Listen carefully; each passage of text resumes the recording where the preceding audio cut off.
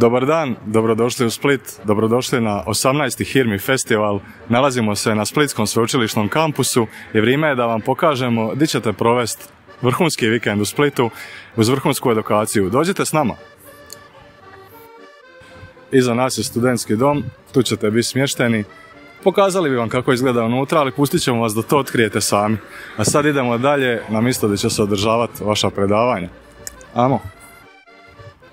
Nisam vam rekao, u sklopu studentskog doma imate i menzu gdje ćemo vam organizirati ručkove, a iza nas je PMF, Prirodoslovno-matematički fakultet, u kojem će se održavati svi seminari i predavanja. Tu ćete u principu provoditi jutra.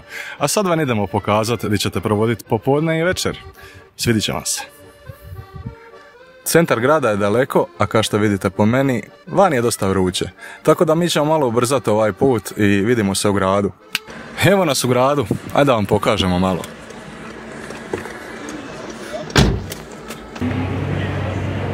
Da.